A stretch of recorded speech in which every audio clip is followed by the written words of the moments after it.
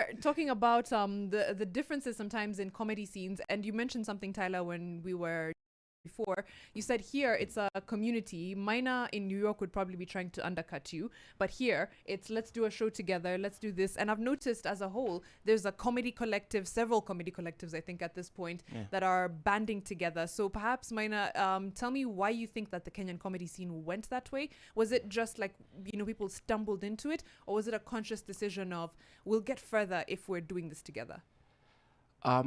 I think it's something that was collectively decided, that for us to get to a point where we can now start sabotaging each other, we need to grow collectively to a point where now it makes sense to come where there's enough money that you want to sabotage someone, right? But I think on a serious note is we've taken an individual sport and we're playing it as a team, which I think is a dope thing, because it makes it makes sure that we go further in a shorter period of time.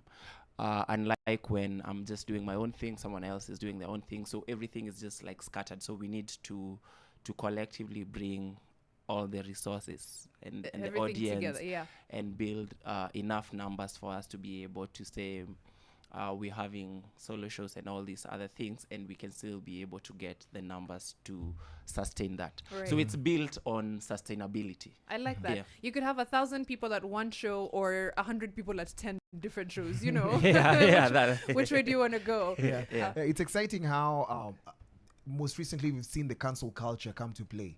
And sorry about that. Yeah, not just in Kenya, even in the States, like all over the world, we've seen the cancel culture come with stand-up comedy, which was more like a safe space of, I can make a joke and I could say almost anything. Yeah, I could say, comedians would get away with absolutely almost anything. Right now, you say something, I take offense, I'll sue you, I'll go online, rally people and cancel you. Tyler, I don't know what you think about that, cancel culture in general. Yeah, it's much more serious in the States. I feel like here, the comics are always encouraging me to push it further about, jokes about race or like poverty and stuff. So no, poverty is not a joke. I mean, you haven't heard my poverty bit. So, I think like it's probably coming, but also like it feels much freer over here still, compared to the scene in New York. But I think, like, in general, comedians, like, if they're threatened by that, they most of them are just, like, kind of motivated by the threat. Like, it just means that what you're doing feels a little more punk rock again. I think when comedians feel totally safe, it probably means they're totally boring.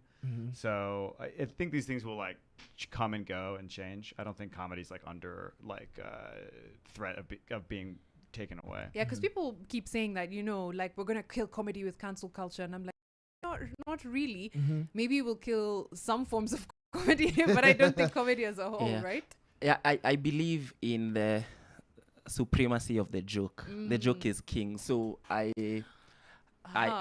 believe if people are laughing, it's very hard for them to cancel you. So the problem now comes with... Is your joke funny? Yeah, is it funny? It could be mean, but is it funny? It could be racist, but is it funny? Because when I laugh first before I judge you, now I'm not judging you, I'm judging myself for laughing at that joke. So then I think that's like a compromise we can get to. But I also feel like some comedians are just trying to get a reaction. Of course, yeah.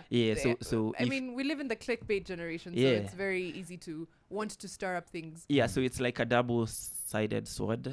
So I'm an advocate of say whatever you want to say, but also be responsible, self-censor. Just don't be reckless. Right, I get that. We're